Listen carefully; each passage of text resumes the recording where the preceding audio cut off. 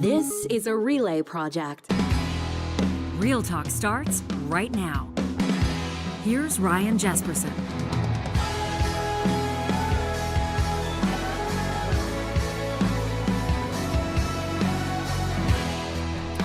Well, we hope everybody had a great Canada Day. For those of you observing it, it's great to have you with us on this episode of Real Talk. When you subscribe to this show, which we appreciate, when you tune in, you expect to hear breaking political news. You expect to hear exclusives, and you're going to get both of those all wrapped into one today as we learn more about what I think could be a major development on the Alberta political scene. That coming up in just a second with MLAs Scott Sinclair and Peter Guthrie. Now, if their names ring a bell, you've probably been paying attention to developments in our home province over the past year or so. Guthrie, the elected MLA out of Airdrie Cochrane, making some noise as then infrastructure minister. This amid these woes that Danielle Smith's UCP government has been experiencing. This alleged UCP AHS procurement scandal, the allegations that this government has been doing favors to friends, donors, folks that may have been doing favors for the government, or at least been close to the government in some way, shape, or form. I don't have to tell you that the former CEO of Alberta Health Services now suing the government over what Athena Menthelopoulos says is wrongful dismissal, and of course the RCMP investigating. So Guthrie, at that time the infrastructure minister, essentially you'll hear it from him in just a second, steps up and says, something stinks here, and I'm seeing some issues in my own portfolio and infrastructure, and they need to be addressed. So he resigns. We'll find out why. But then his colleagues, the UCP caucus, takes it one step further. They say, as a matter of fact, Guthrie, you're not going to sit as a UCP MLA, minister or not, you're out of the party.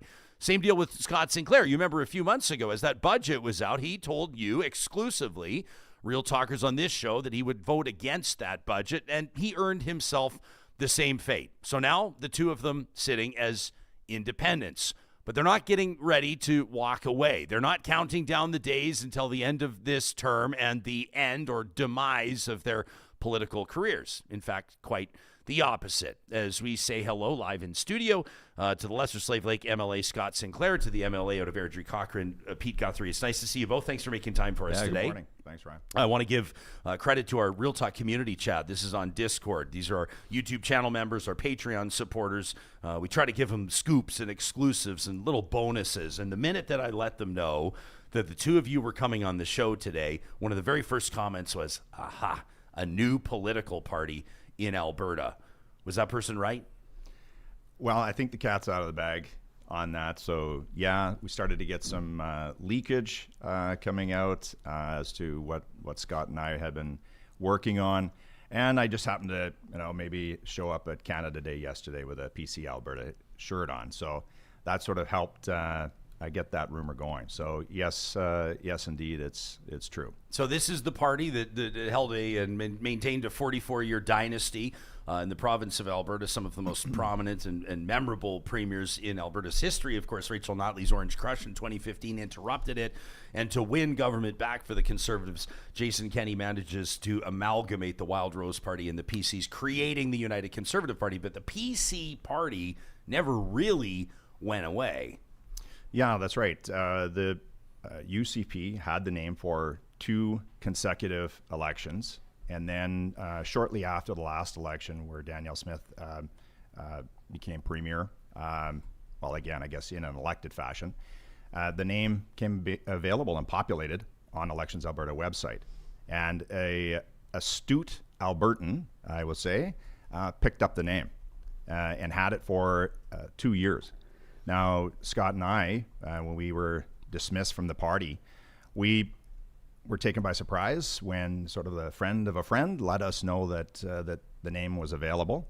And, both Scott and I, we kind of had our hands full trying to get through the end of session. So we finished up session and started to have talks with this individual about taking over that brand and moving the PC party back into the mainstream again.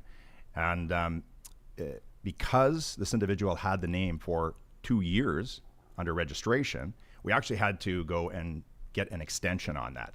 So on May 27th, we received a 6-month extension, and going forward, we're going to be out there getting petitioned signed. We need 8,900 signatures. We'll probably aim for about 30% more than that. And away we go. So it goes without saying, if you expect this to gain traction and go anywhere, you're going to need much more than 8,900 signatures, Yes. or much more than 9,000 people willing to step up and say that they're behind this. That's right. Yeah, absolutely. This is a government right now, the United Conservative Party, that amid controversy, amid ripples in the pond, is not really experiencing a disruption in its popularity. Scott, what have you seen from your vantage point sitting as an independent? Well, there has been some polls in that are showing that the polls are holding for the UCP, but just to follow up on Pete's line of thought there, we're incredibly excited about this idea, because the stance that both former Minister Guthrie and I took were on principle and on values that we think a lot of Albertans are missing right now, and we've seen a swelling of support, and we believe we've woken a sleeping giant of people that don't feel like they have a home politically right now, and we believe that rebooting the Progressive Conservative Party of Alberta is really going to ignite a large amount of the population who are looking for a new voice and a new vision of a party that's maybe just balanced, normal, and takes care of things that I would say a bigger snapshot of Albertans care about. And one of the questions that people are asking us and are going to keep asking us is, are you splitting the vote, the Conservative vote in the province, and then making it easier for the NDP to win? And I would say quite confidently that Pete and I are actually, and the people involved in helping us are trying to preserve the Conservative movement. There's two things that are going to happen. The Auditor General and RCMP reports on the AHS allegations are going to come out, and people are going to hold the Premier accountable for morphing the party from what was supposed to be a mainstream big tent party into a separatist party. And those are going to be election issues that are going to be very difficult to recover from. And we're going to be able to provide people with, I think, a very comfortable option with a name that has credibility, with 2 MLAs to start, that have reputations that I believe are reputable, are solid in their constituencies, and represent a lot more mainstream Albertans. So when you say you want a party that's balanced and normal, you've referenced the separatism angle. The Premier says that her Canada includes Alberta. She says that she herself is not a separatist. Where would you say that this party, to use your words, has been unbalanced or is abnormal? Well, I would say that she's walking a fine line. Like, in one room, she's trying to ignite her base and hush tell them that she's taking care of business on the referendum front and the separation front, and she's going to get it done. And then, she's going in other rooms and speaking to First Nations leaders and other people and saying that she is going to protect treaty rights. And, those two lanes just don't match up. The analogy that I use, and I think even Pete, even though he's from down south, is an Oiler fan. And I know you and I share the same sort of religious cult with the Oilers. The analogy I'd use, if when the Oilers were a threat of leaving Edmonton in the late 90s, and I'm aging myself a bit here, obviously, but if the owners at the time said they really wanted the Oilers to stay, they wouldn't have made it easier to sell the team. And that's what Danielle Smith has done with Bill 54. If you don't want separation, then why would you pass legislation to make the referendum easier? And that's the easiest way to explain it to people, that one of the, we're gonna speak pretty broadly right now, I think, about specifics, but the one thing that both Minister Guthrie and I, and this comes off the heels of Canada Day, is neither one of us are separatists, and we don't believe in separation, but we believe that you should be able to say confidently, and I said this in the legislature in my last member statement, that it shouldn't be controversial to say I'm conservative and I love being Canadian. Pete, how much of this, I mean, the Alberta separation talk here came up in the first 4 minutes of our conversation. How much of this decision for you had to do with that, and how much of this is bigger picture stuff? Yeah, it's all encompassing. The United Conservative Party has gone way off base. From fiscally, we're looking at a 23% increase in the size, in expenses over the last 3 years. That's since Danielle Smith came in. 42% if you look at 2019.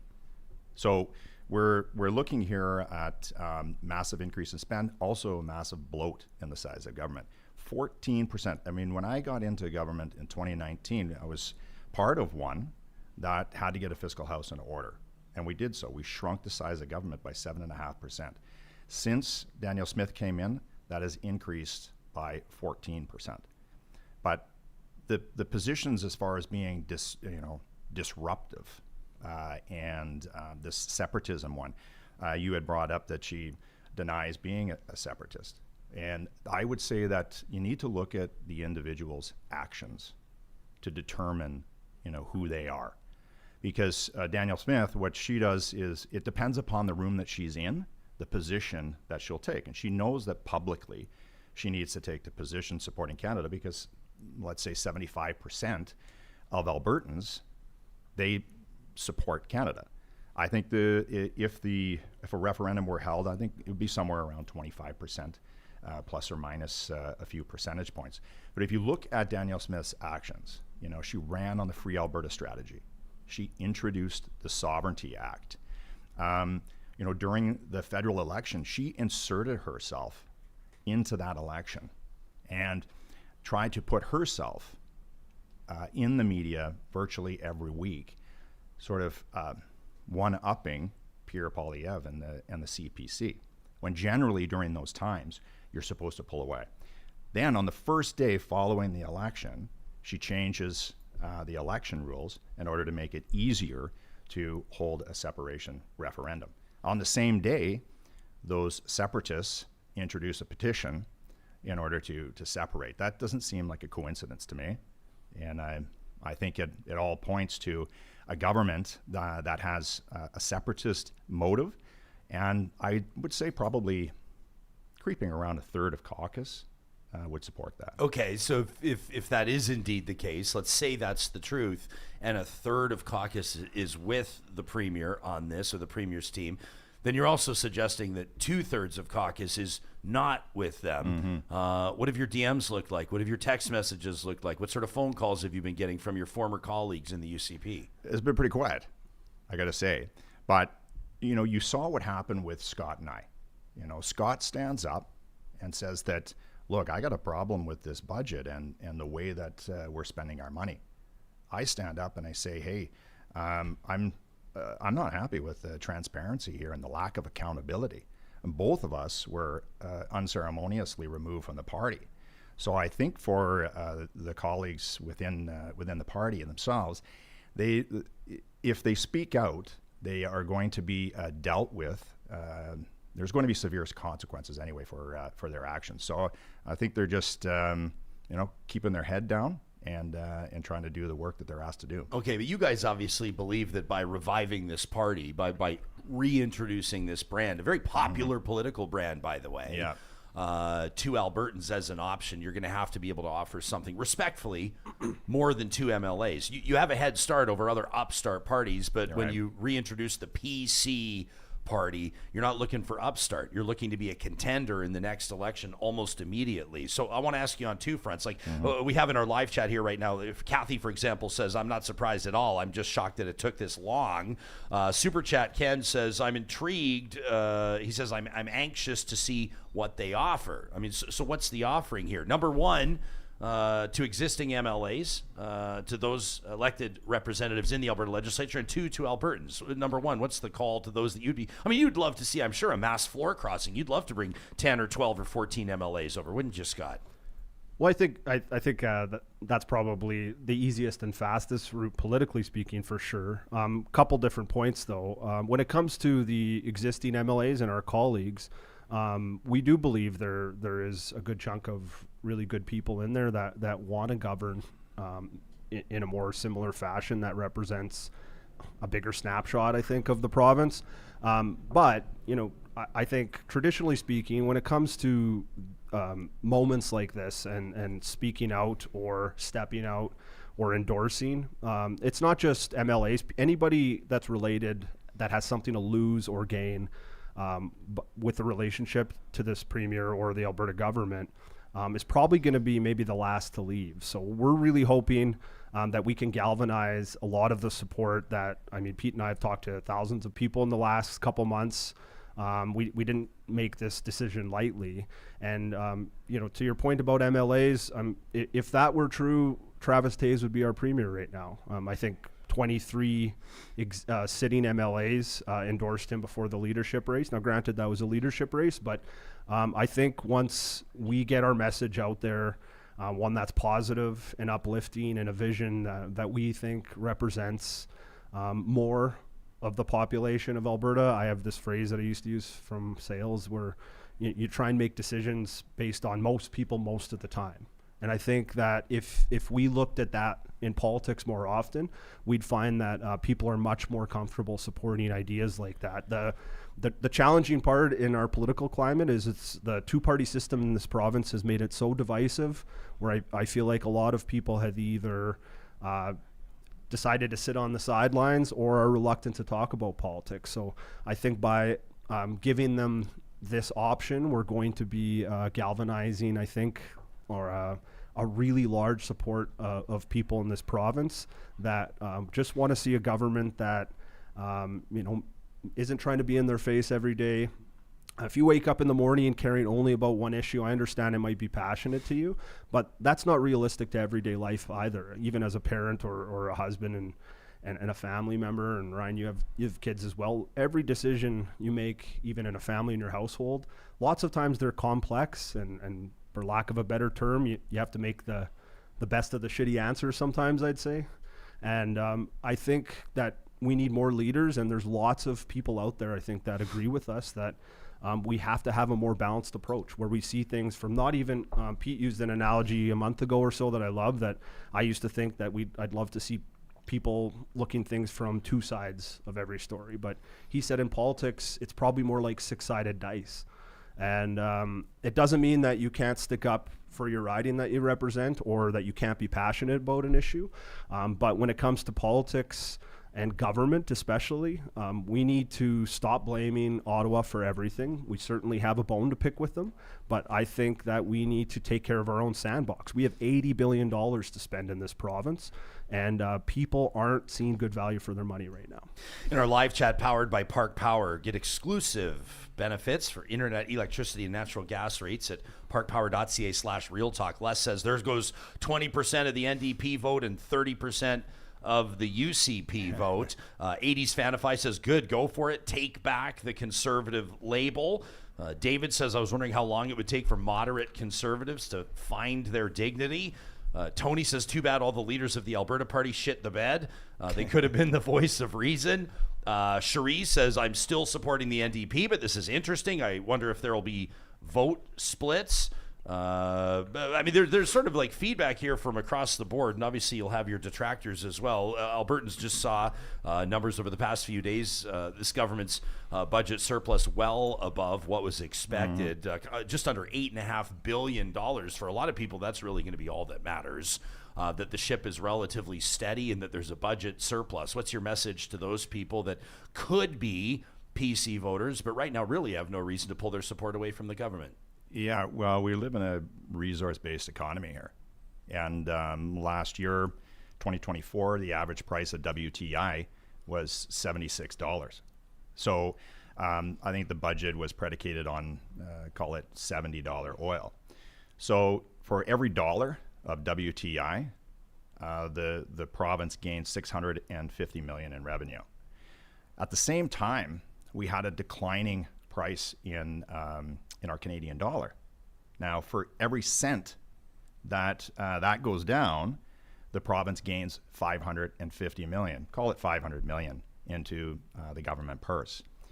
So last year, both of those things, both oil and the exchange rate, helped to elevate our revenue stream. But at the same time, we're spending more on our expenses. So what happens when the price of oil comes down? Well, now suddenly you're below those expenses, and that's what we're looking at for this upcoming year. The province has announced a $5.4 billion deficit. Okay, well, right now, this province will require about a $75 barrel of oil in order to break even. I mean, we're currently 66 or 67 this morning. So the future right now is bleak when you look at the fact that if our expenses continue to rise into the future, what are we going to be looking at next year and the year after that? Are we going to need $80 oil, $85 oil to break even? We can't just recklessly increase our expenses year after year after year. There has to be some containment there. And Danielle Smith, there was rules that were put in place. The outgoing finance minister, he implemented some fiscal rules that we all agreed to. Since then, those fiscal rules that were legislated have been changed twice in order to accommodate the increase in spending for Danielle Smith. So I think from the fiscal perspective, a question was asked there, what are we standing for? Of course, it's very, very early days. We're just in the petition side. We're actually not even a formal party. Hopefully that happens by the fall. But I would say there's sort of four things that we're standing by. One, fiscal responsibility. Two, limited government. Three, working within Canada for the best interests of Alberta. And four, transparency, accountability, and introducing consequences for the actions of those that don't follow that. I think that's important. The rules were in place. It's just there's no consequences, and that includes politicians. I'm interested to ask you about the limited government thing. I know that some people have felt like this government's getting involved in areas that it doesn't necessarily need to. At the same time, that's probably part of the reason why they're experiencing the popularity that they are from the voter base that they are. Peter, I also have to imagine that there's more to it for you. And I want to ask you about this. I've never heard you speak at length about your time as infrastructure minister and what prompted you to blow the whistle, so to speak, or at least to speak out. I want to get to that in just a quick second. Plus, we'll get to more questions in our live chat powered by Park Power. If you're watching the Real Talk live stream across 7 social media platforms presented by California Closets, you can also, of course, leave a comment on any of those platforms, whether it's Facebook, LinkedIn, TikTok, Instagram, you name it. We'll get to those, plus emails to talk@ryanjespersen.com. An exclusive right here on Real Talk as 2 former UCP MLAs, Pete Guthrie and Scott Sinclair, prepare to relaunch the PC Party of Alberta. These conversations don't happen right here on Real Talk without incredible partners like the team at North Road Investment Council. If you spent part of your Canada Day weekend lying awake staring at the ceiling, wondering about your own financial future, like, do I actually have enough to retire, or am I just fooling myself, or how do I not run out of money if I'm lucky enough to live into my 90s?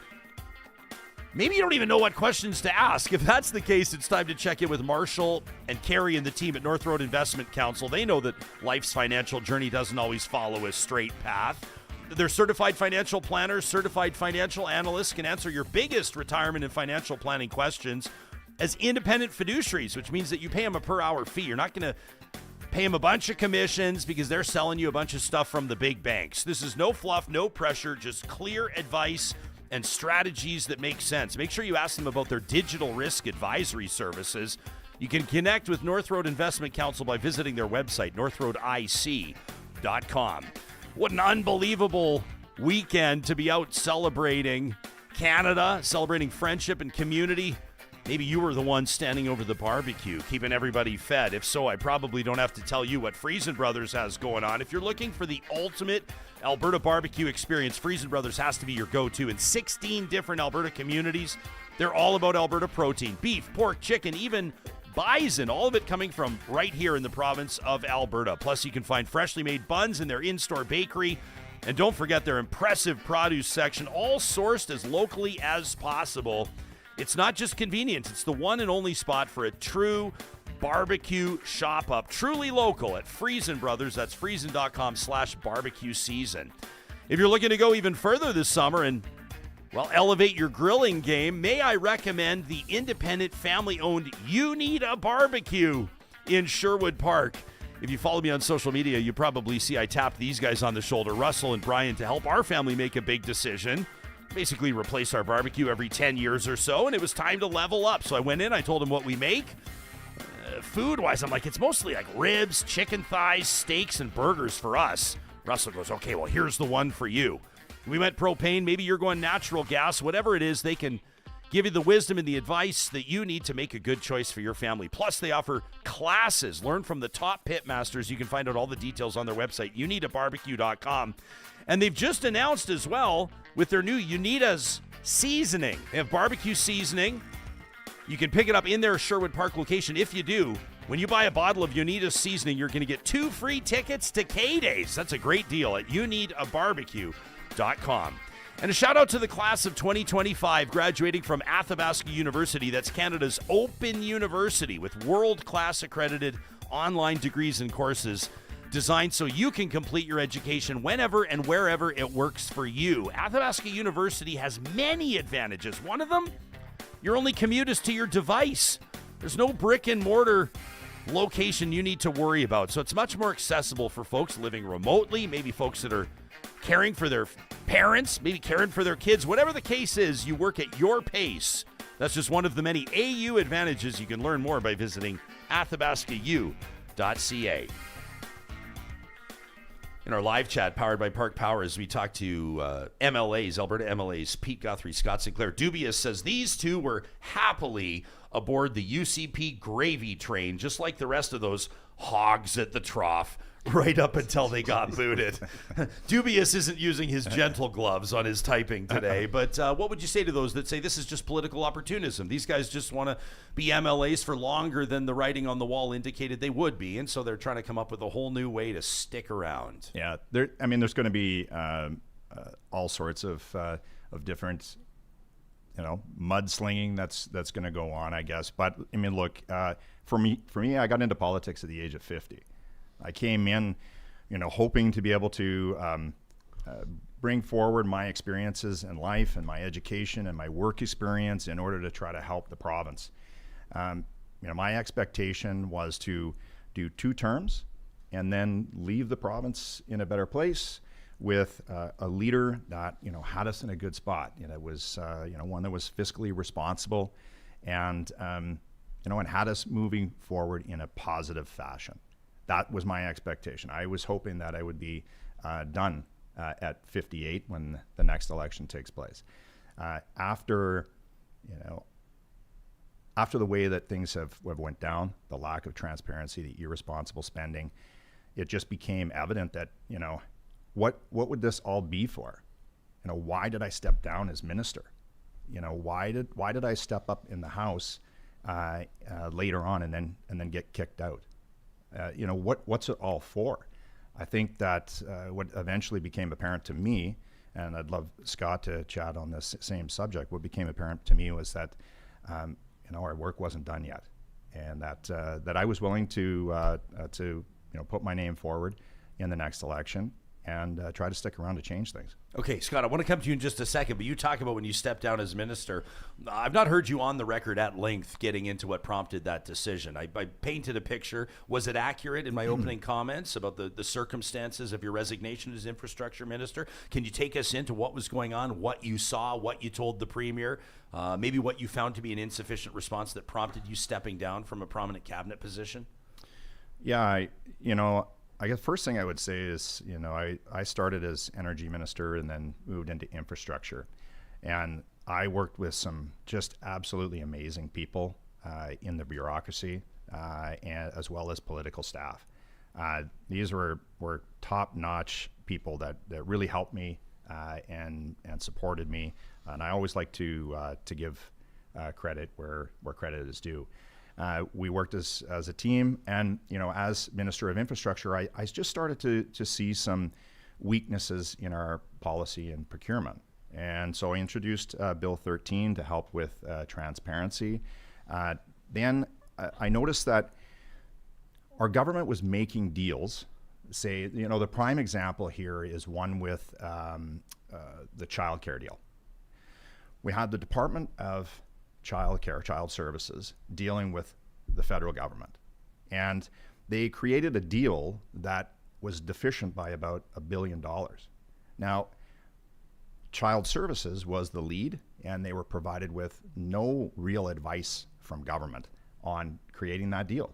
And they're not expected to be, and have a deep financial acumen. So what I had proposed was, in order for us to not get fleeced in the future, was a financial oversight committee. This would be a committee that was made up of ministers and deputy ministers. And in situations like that, Child Services would still be at the lead, but you would have a committee to be able to provide advice and get advice from as far as negotiating. And you have another source of those that have the experience that you need. And that would help our province to improve our results. Well, what ended up happening, I presented that to the Premier and her team, and I felt like it was going to be introduced. And then, so the weeks and the months went by, and I realized, they're not introducing this. And at the same time, I started to hear about what was going on behind the scenes at AHS. And I started to get dribs and drabs, and then like, who are you hearing that from? Well, I don't want to say where it was coming from, but it was coming from multiple sources. People within the party, elected officials, people with credibility. You're not getting DMs on Twitter from nameless accounts. No. It was credible information that's coming to me. So I started to hear bits and pieces, and you start pulling on threads, and then suddenly it gets wider and wider, and I kind of started to understand why it was that they didn't want to implement the Financial Oversight Committee. And you start to worry about your own ass.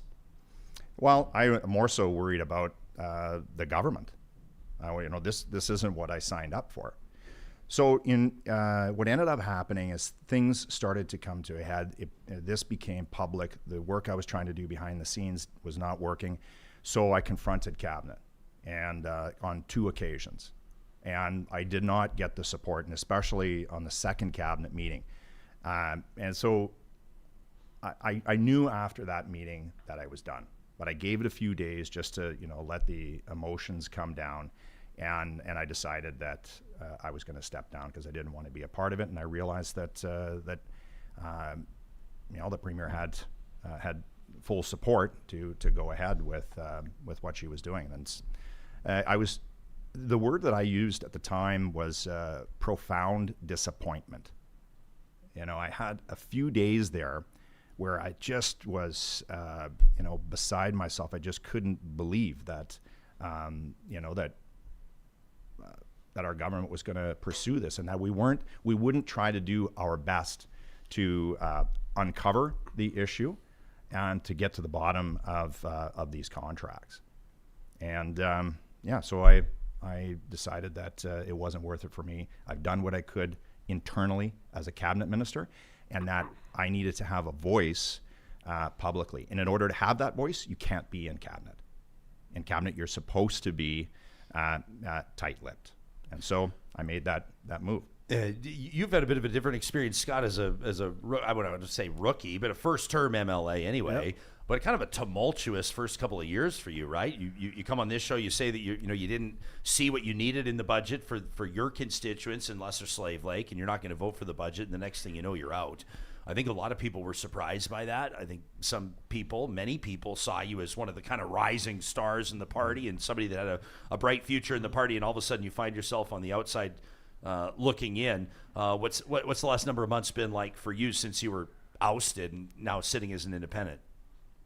That's a good question, Ryan. I think it's been definitely a pretty wild journey. I am very new to politics. Prior to it, I didn't have a lot of experience just even getting involved in politics. But I would say that to the I can't remember his handle or his name there, his original comment there. Dubious. That's a dubious comment. Dubious called you a pig at the trough. That's right. Which I think, like Pete said, everyone's going to have a different range of comments on what we're doing. But I would say that it actually takes an incredible amount of courage to do, specifically what Minister Guthrie did. And I've said this before, and I said it to my colleagues, and I've said it to anybody back home that if you're in politics and you're in cabinet, there that really is the job everybody else wants. So the second, outside of maybe being the premier, but outside of being in cabinet, all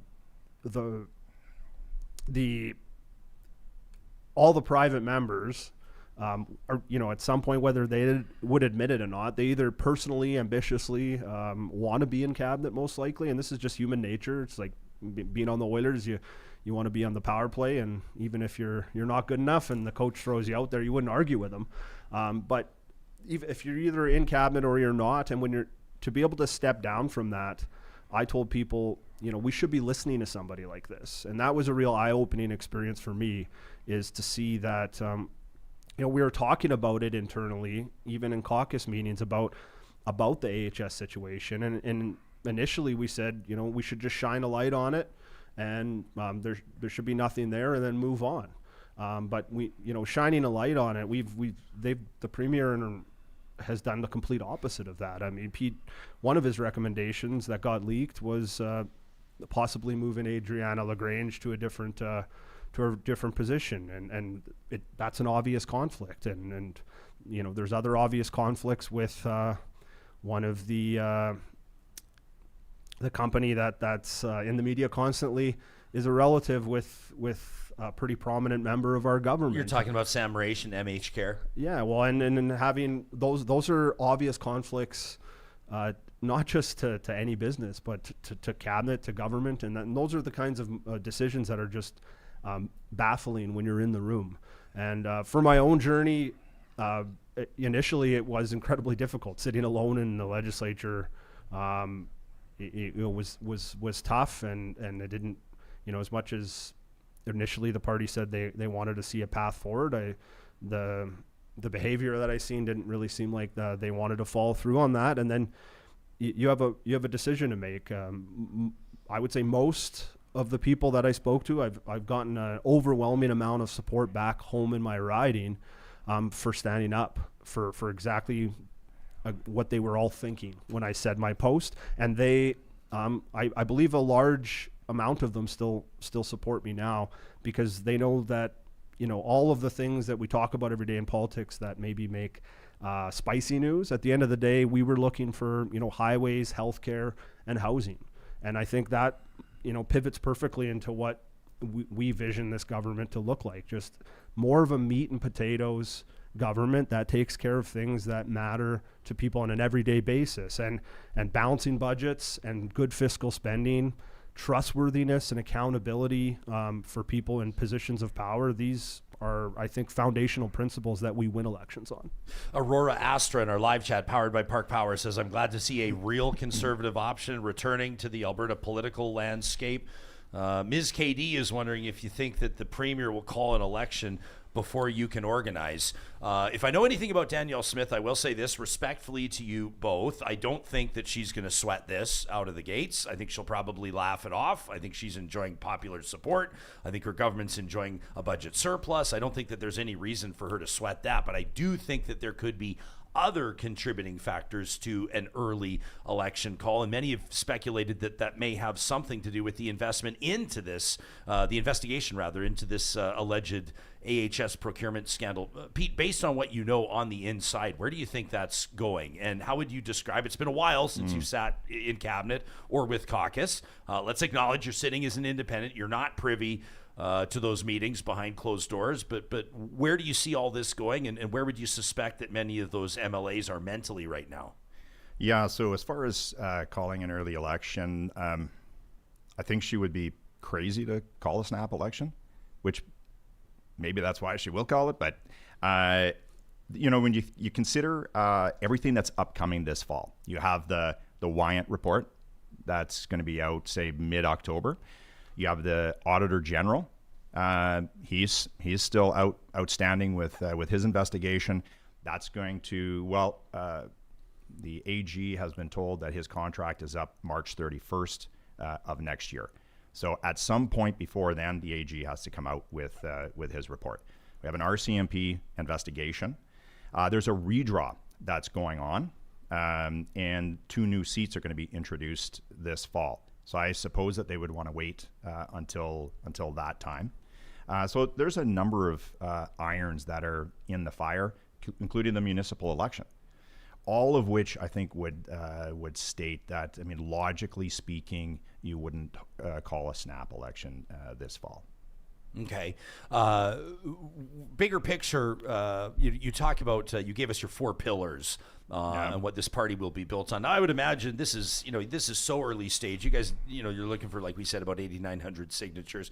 How do people sign up, by the way? Is this like pen to paper? Are you going to be out at like the Calgary Stampede and stuff like that? Yes, exactly. Okay. Can people go online and sign it if they want? Or yeah, they can email us at connect@mypcalberta.ca. Okay. And, if you want to sign a petition, or if you want to help us gather signatures, that would be the best way to contact us.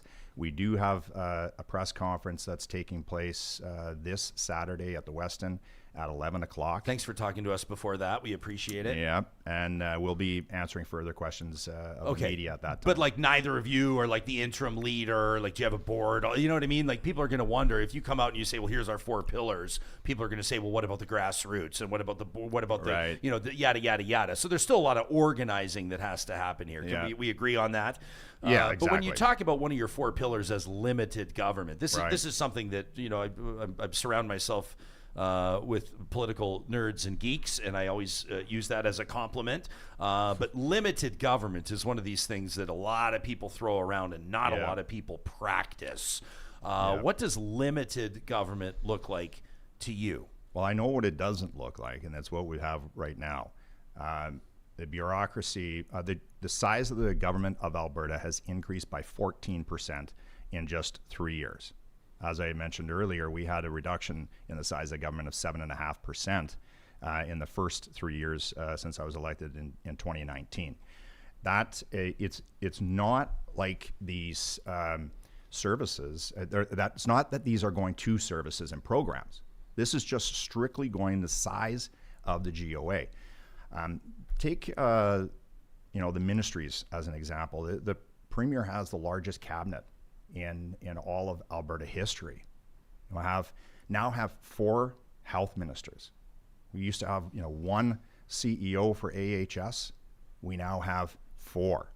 I mean, the government is just continuing to grow and grow and grow. Crown Corps are being introduced at 2 or 3 per year so far, and this Premier is not done. We have more coming in insurance, on the energy side. There are 2 or 3 just in energy that I think may come about over the course of the next year. So this government is growing and growing and growing, and it's not going to frontline services.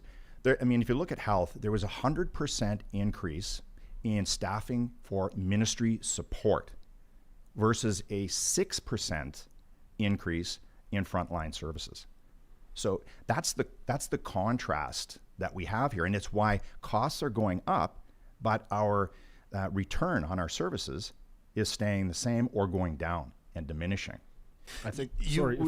Go ahead, Scott. I wanted to let me tee something up for you because I will say this. A relatively short time after you were kicked out, you stood up in the legislature. This was back in March, Johnny. If we could grab this, and I know a lot of people pay attention when a politician is unshackled, which can be bad news for the politicians sometimes, but good news for the people that are eating popcorn and watching at home. You took aim at the government. You took aim at where the government's spending and where the government's not spending. This in the context of what the people who put you in office, the constituents in Lesser Slave Lake and that region, were looking for. This is MLA Scott Sinclair calling out the government of which he was formerly a part back in March of this year. Lake.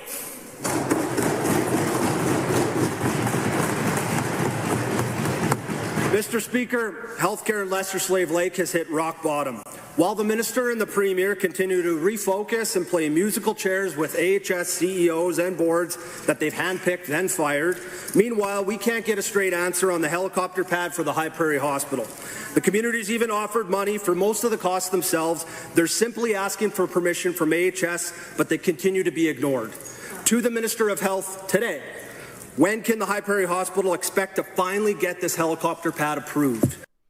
There you were back in March. Thank you, Ryan. I think it's a perfectly well-timed clip to follow up on what Pete was saying. And I think when we talk about fiscal spending and the size of our budget, you've heard it already in multiple media avails. They continue to defend it based on the population growth.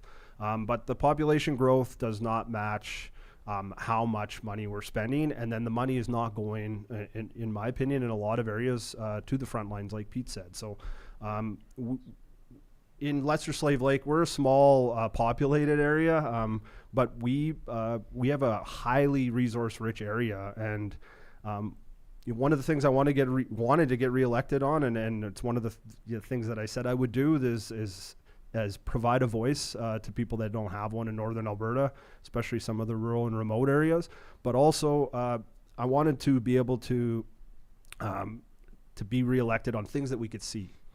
Being able to get access to a doctor, being able to drive. We have this Highway 88 that is terrifying. It's got to be one of the most dangerous and most profitable highways in North America, I would argue, and then housing, and these are, like I said before, these are pretty important things that I think people just aren't seeing a lot of action on, and the reason I asked the question the way I did to the health minister is that's a tangible idea that wouldn't cost very much, and a lot of it's just involved in that bureaucratic mess at AHS of permission, not even really funding. I think the town at one point, a lot of the leaders and prominent industry people said they would help pay for it. They were simply looking for permission. And, it's frustrating. I know they don't call it answer period, they call it question period.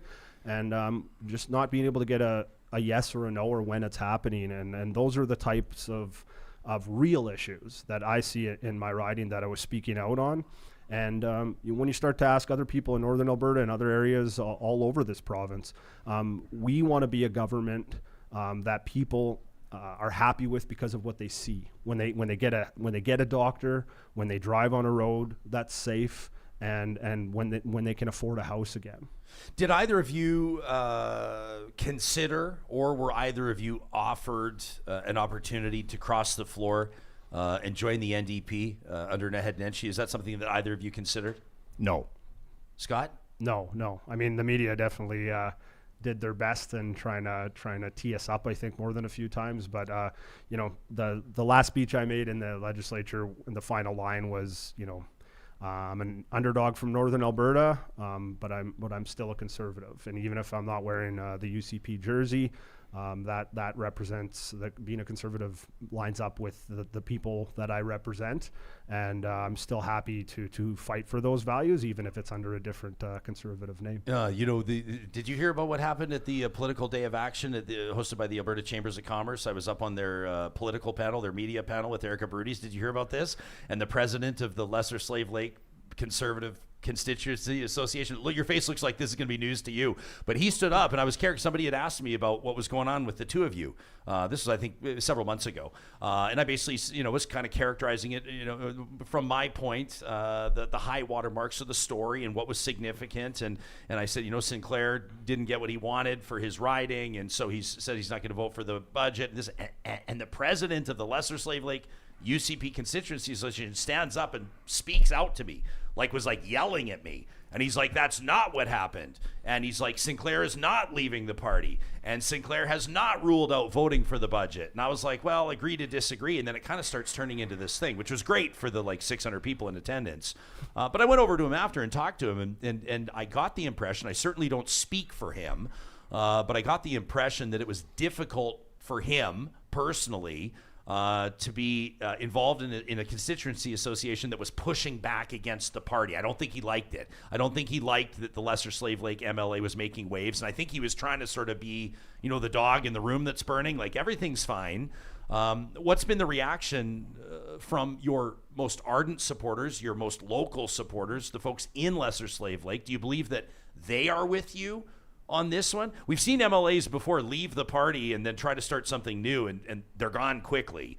Do you believe that the people in this beautiful riding, by the way, of Lesser Slave Lake are with you on this, or do you think that a UCP candidate might take you out in the next election? That's a fair question. I think only time will tell on that. I would say that I believe it was the vice president. I won't say his name, but I do believe he was trying to leave the door open for both sides to be able to find a path forward, and that is the commitment I made to the board and lots of the party supporters back home. Do you think they're still with you today? I think that they're probably split. I mean, it's a tough thing to go against the leader. The one thing I realize though is you have to make a decision at some point. Are you going to be an MLA that takes care of the riding, the party, and then the leader, and not in reverse?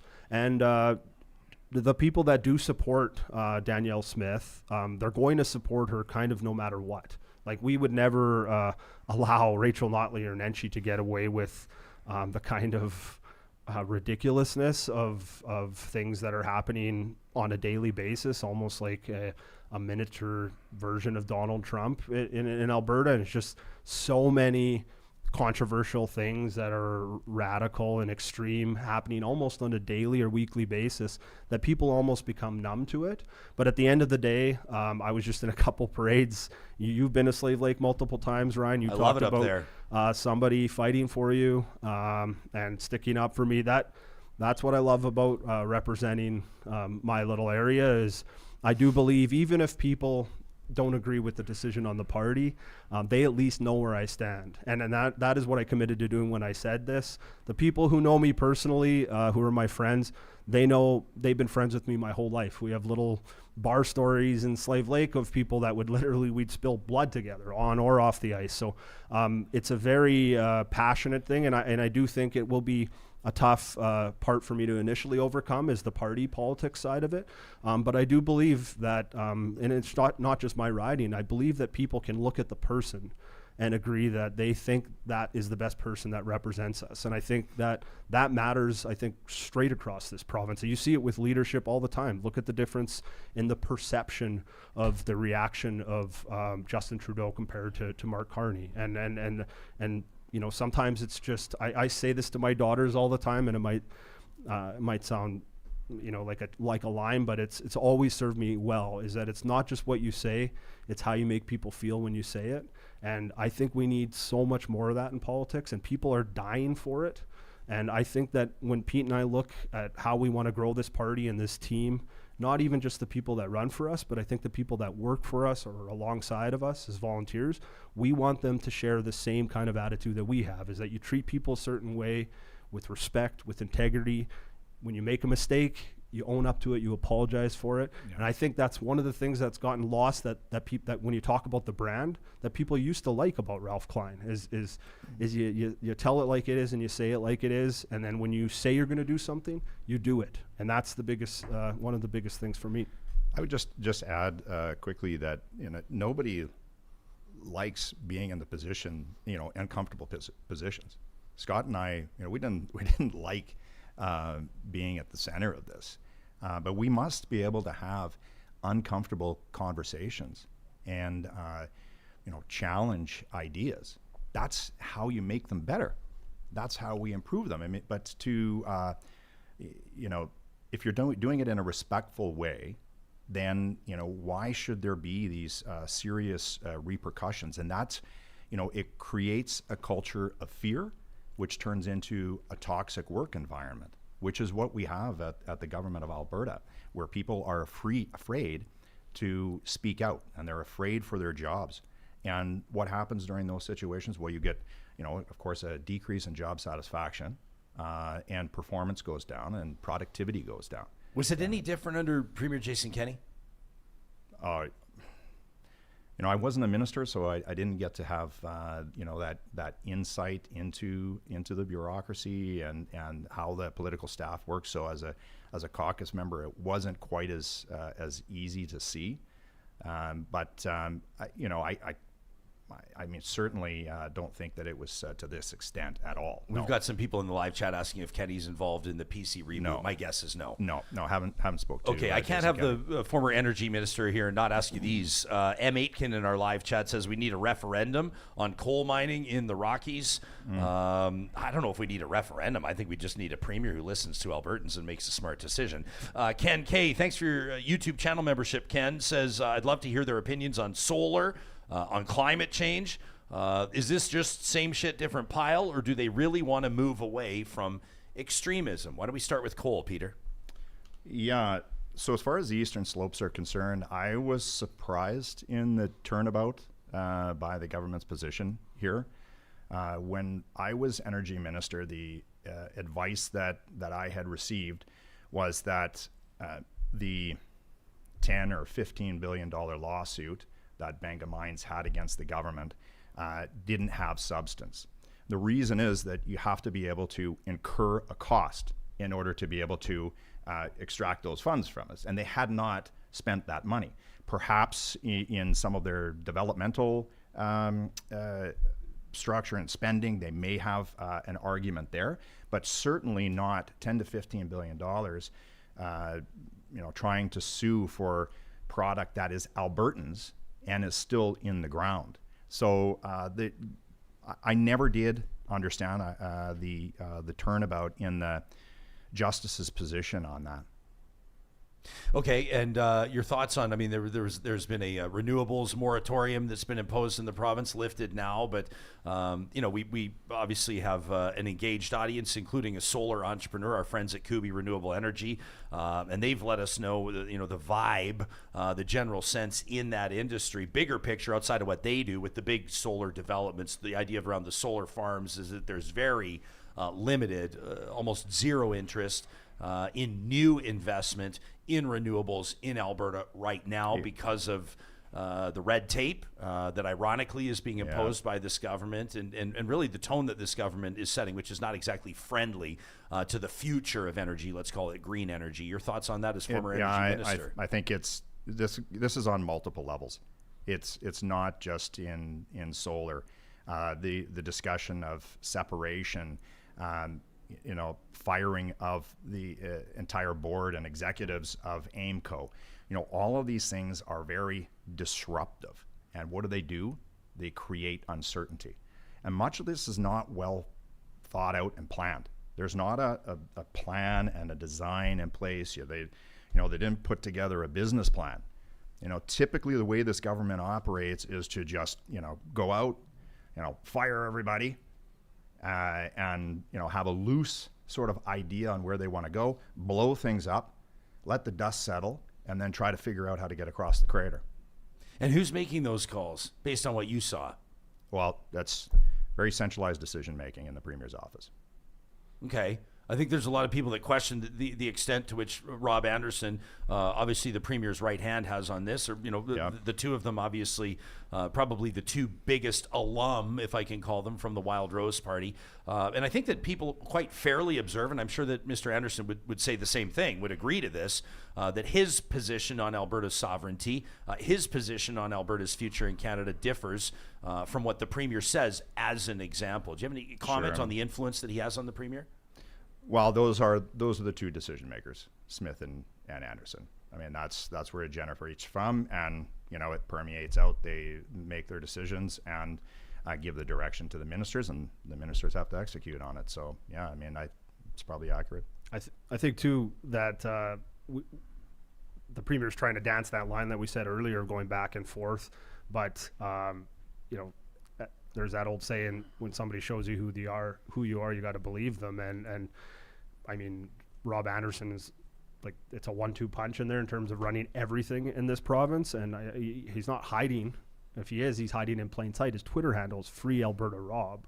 So again, it's not trying to dance that line between separation and staying within the United Canada, whatever their strange word salad is there. Like Albertans, I think, are smart enough to be able to see through that, and they're going to hold the party accountable.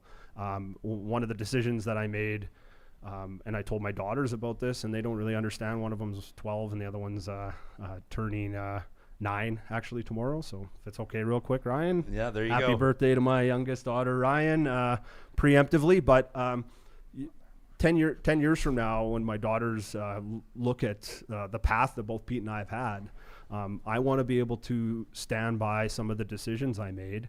And the UCP is going to go down as the party that tried to separate from Alberta.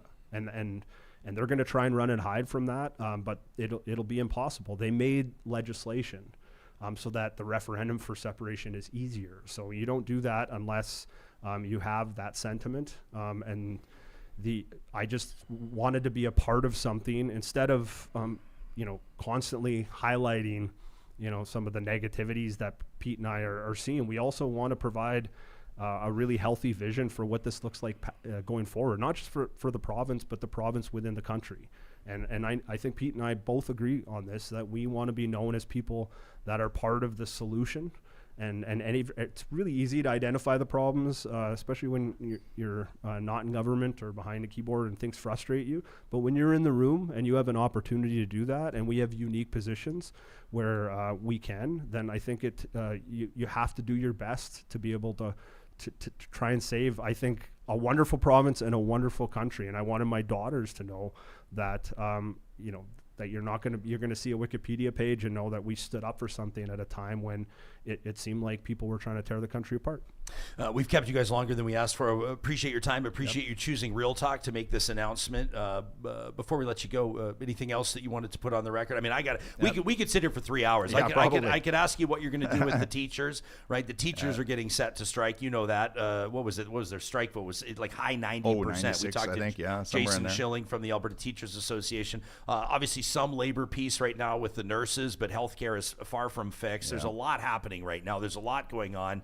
As we learn a little bit more about the work that premiers are doing across the country to facilitate better interprovincial trade, yada, yada, yada. But I mean, obviously, we're chewing off big chunks here, but something that you'd like to leave this audience with. Yeah, I guess I would say that, the Progressive Conservative Party, it has deep roots, and, we want to be able to respect the foundation of and framework that Lougheed created. At the same time, understanding that it is a new time and we have to look to the future.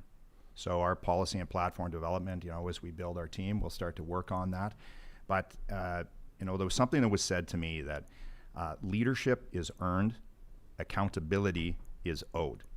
And I think that's a pretty good premise for us to start from. Are you going to be honing in on the progressive side of that progressive conservative proposal to voters, when it comes to like support for pride? I mean, there's been a lot of contentious stuff that's happening, right?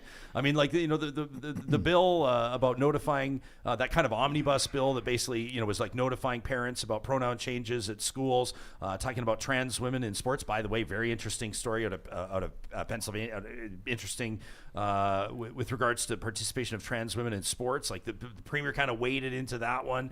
I know she was saying that that's what people wanted, and a lot of people are also looking at that going like, for a provincial government looking to stay in its lane and preserve small government, we shouldn't be digging into library books. We shouldn't be digging up that sort of a stuff. But if you look at what a progressive voter is looking for, they do want leadership on some of those files. So where will this party go there? Common sense is a word that gets thrown around a lot, but it's true. It's not about getting in the media every single day. It's about being grounded, being responsible, being compassionate. There's that sense and sensibility, using logic, reason, data, having substance in analyzing a problem. I'm an engineer, so that's what we do. I can't attest to having the answers, and I certainly you certainly won't get that out of most engineers. And an engineer is going to tell you that, look, we need to build out a team.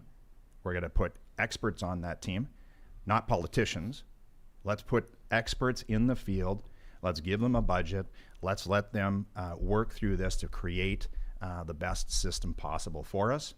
Then build out a business plan. Once they come up with a solution, you might have a hypothesis of where you're going to go, but it doesn't always mean that you go that way.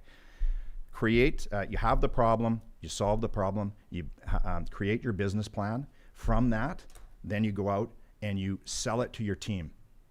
And then you go out and you sell it to Albertans. And that's how you should structure it. But instead, we have the reverse happening. We just have a loose idea, and it's being implemented, and here you go, and it's being rammed down your throats. And that's not what we're about. I think too, just not to run on too long here with every answer, but I think Pete saying trusting institutions is also within that model, and to your point about the progressive part of progressive conservatives, it shouldn't be a dirty word. We were told when the UCP joined parties with the PCs and the Wild Rose that conservatives of all kind were welcome. And what we've seen recently is the Premier take this party to a place where it's not a mainstream party anymore. And it shouldn't be embarrassing to say you're a compassionate conservative, or, I had somebody kind of say something about when I mentioned they see my video about Taylor Swift and then she supports the Democrat. I was like, man, like I don't care what party she supports. Like I number one, I don't have a choice because it's playing in my vehicle no matter what. But I don't want to be embarrassed about saying things like that. And I think that's the hostility of the way the parties have gotten is one of the reasons why we think that there's really a movement for a party that speaks for everybody, and not just a small faction. You don't have to worry about the Taylor Swift thing anymore. You know that, like, up until 2 weeks ago, about 1 million Oilers fans, including rig hands, pipe fitters, blue collar crowd, were singing Pink Pony Club at the top of their lungs. So you can rock the Taylor Swift thing. To be fair, and it's only because my daughters remind me of this, that's actually not Taylor Swift. That's Chappelle No, Roan. I know. I'm just saying. I hear saying. It is you don't have to sweat that kind of stuff anymore. A great thing. Somebody actually called in one of the Oiler radio shows. Yeah. And was complaining about the lyrics in that song. Oh, yeah. And I can't remember who the analyst or whoever it was. He's like, listen, man. He's like, we don't get to pick the music. This is from whoever's inside the dressing room. And they have a story behind it because I've been in dressing rooms and I'm sure there is one. We'll never get to hear it, but I bet it's just as fantastic as the La Bamba one and Joey Moss. Yeah, 100%. Super Chat Ken kicking in $10 by way of our YouTube Super Chat, which means he's bought both of you a beer, which you can grab cold out of our Real Talk beer fridge on your way out. We're proud to support local craft brewers, and we've also got Molson in there, whatever your preference is. Ken says a big thanks for people in government with principles. He says, I guess I'm old and I hold honesty to a high bar. Thank you for your honesty and your service, gentlemen. That from Super Chat Ken. Thank you. Before we go, and I didn't want to lead with this just because I know that it's a difficult thing to talk about, Scott. But the community of Lesser Slave Lake and Canada's aviation community lost a bright young star on the 21st of June. She's somebody that I grew up with in South Calgary, and I know that you have known her as well, and that is Jodi Broadhead. Unfortunately, on the 21st of June, passing away suddenly, relating to her passion for aviation. Jodi leaves behind her husband, Murray, and her 3 beloved children, Berlin, Jace, and Rhett. And I know that she was a valued and beloved member of that community, obviously a huge personality, and a truly wonderful friend. And I just wanted to share our condolences on behalf of this program, on behalf of the community of Edmonton, with your community on the loss of Jodi, and give you an opportunity to maybe say a few words. Thank you very much. I won't speak on behalf of the party, but it's just one of those incredibly tragic and horrible things. And in a small town, it's the whole town grieves.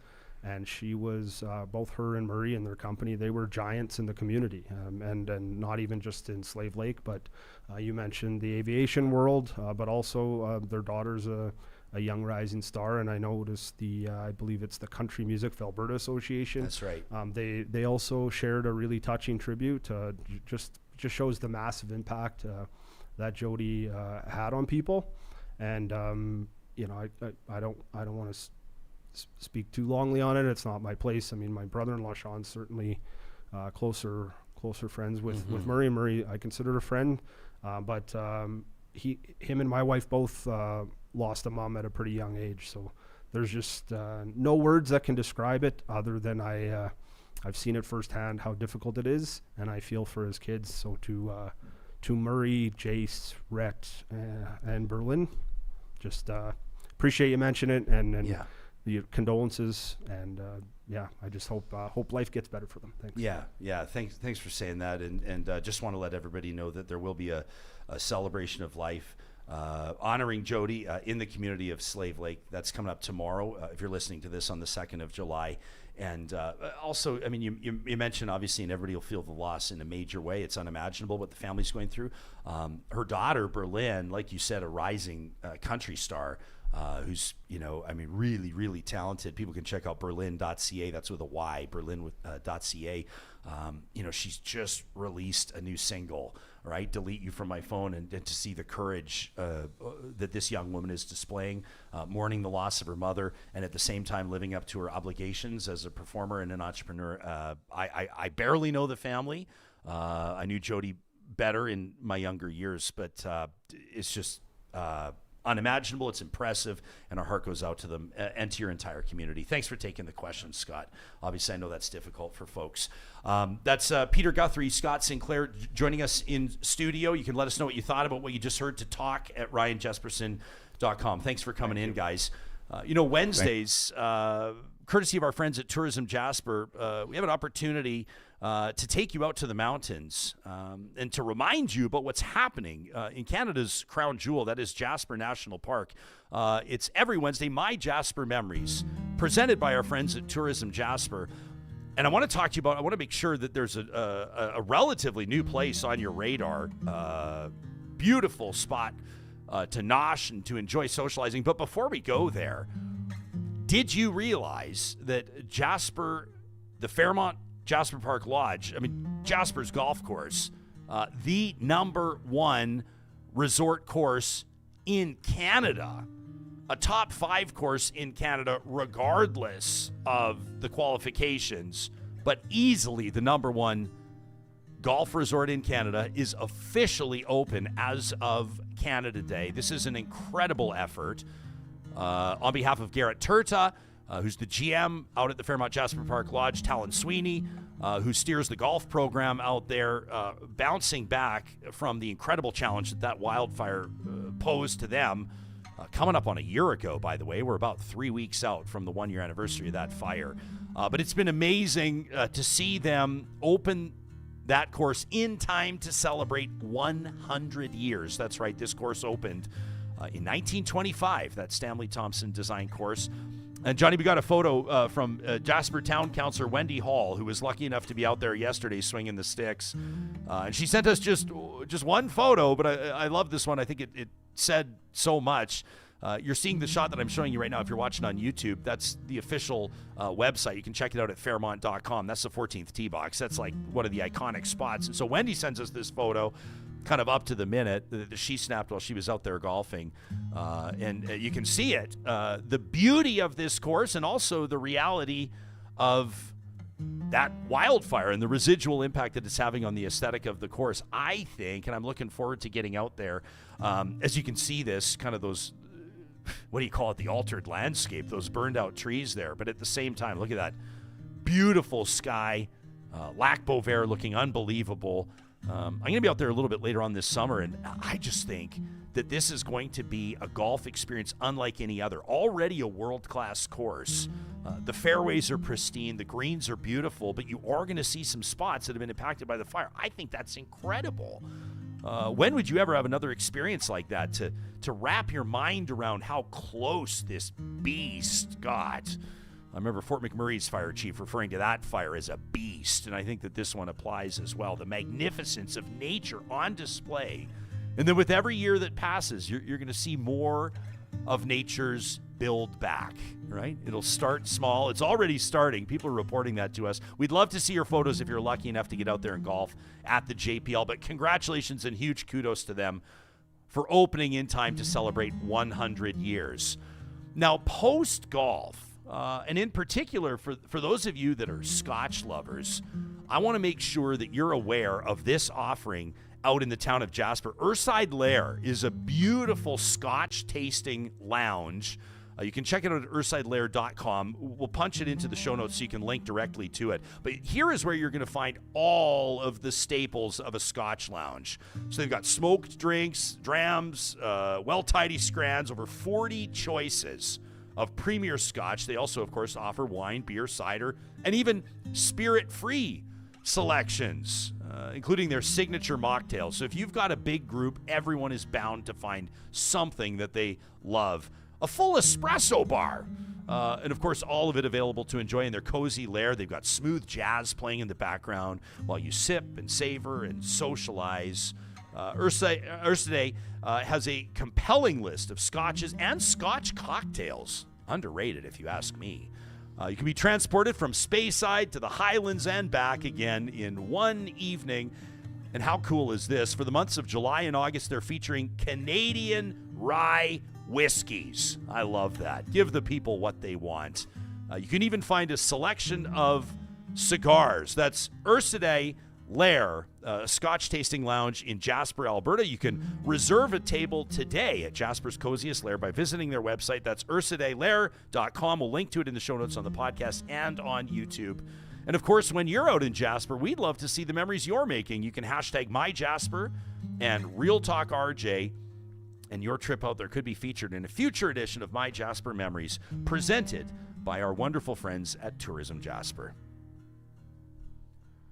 The show's producer, John Hicks, on the heels of an extended Canada Day break. It's nice to see you again, my man. I hope that you had a relaxing time away, and there's nothing like a big bombshell first show back to get the people talking. Yeah, they've got their work cut out for them. It's not easy to, I don't know if you can say start a new political party in the province. Basically, they're not starting a new political party. They're reviving a political party that's arguably, or maybe inarguably, one of the most storied and accomplished and legendary political parties in Canadian history, certainly in provincial politics with that 44-year reign. But at the same time, you're going up against a government that's enjoying success. You're going against a majority government with almost an $8.3 billion surplus. You're going to have to come up with a compelling argument if you want to convince existing conservative supporters, if you want to convince people that have become disengaged from politics because they don't like what they see, and if you're trying to bleed support from the NDP, which might be easier than it would have been a while ago. Weird things happening with the NDP. More on that in just a little bit and in shows to come. But that party feels vulnerable right now. I don't know if you're with me on that. There's something weird happening with the Alberta NDP. Not experiencing the momentum that I think they thought they would. Now let's give Naheed Nenshi a shot now that he's in the Alberta legislature, obviously winning decisively in Edmonton, Strathcona in that by-election. So we'll see what he can do. Obviously, his hands have been tied outside the legislature. Hasn't even been the leader of the official opposition by definition because he wasn't an elected MLA.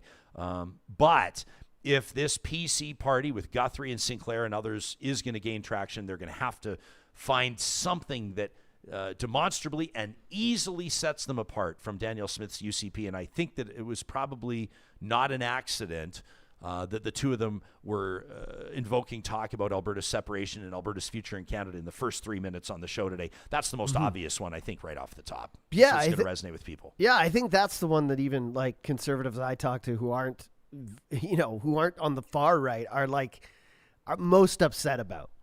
Proud Canadians, proud Albertans.